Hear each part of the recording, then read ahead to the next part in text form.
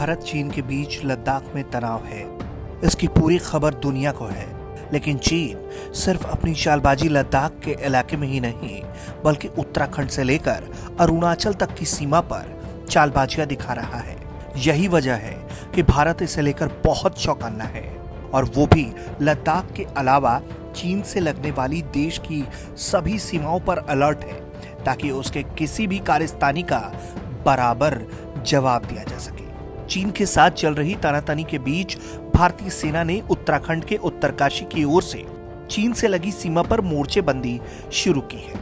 इस इलाके में भारत जमीनी सेना से लेकर वायुसेना के जरिए दुश्मनों पर नजर रखने का काम कर रहा है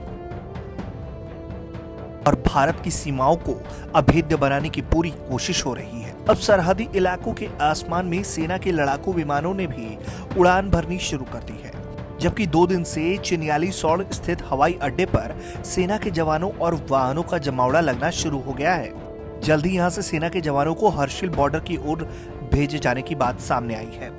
उत्तराखंड करीब 345 किलोमीटर लंबी भारत चीन की सीमा साझा करता है। इस बॉर्डर की अग्रिम चौकियों पर भारतीय सेना और आईटीबीपी के जवान पूरी तरह से मुस्तैद हैं। भारतीय सेना की एक बटालियन हर्षिल बेस कैंप में तैनात है। विषम भौगोलिक परिस्थितियों के चलते इस बॉर्डर से कभी चीनी घुसपैठ नहीं हुई, लेकिन चीन के साथ तनातनी के बीच सेना इस बॉर्डर पर भी पूरी सतर्कता बरत रही है। वहीं हाल ही में चमोली में भी सीमा विवाद को लेकर भारत चीन के बीच बढ़े तनाव के बाद भारतीय सेना ने उत्तराखंड से लगी सभी सीमा क्षेत्र बड़ा हौती और माना पास क्षेत्र में आर्मी को पहले से ही तैनात कर रखा है। वहीं विपरीत परिस्थितियों से निपटने के लिए जवानों को हवा से जमीन तक एक साथ नजर बनाए रखने की तैयारी कराई जा रही है।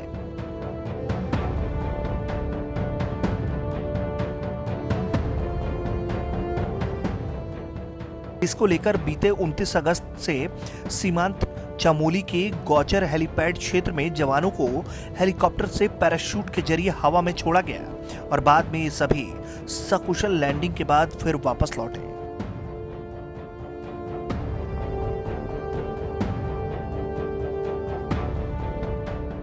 इन तस्वीरों में देखा जा सकता है कि किस तरह से एक साथ कई जवान पैराशूट के माध्यम से नीचे उतर रहे हैं।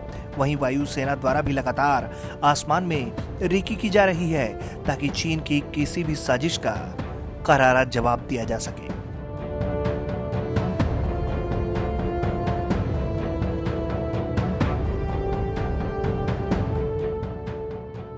ब्यूरो रिपोर्ट, भारत तक।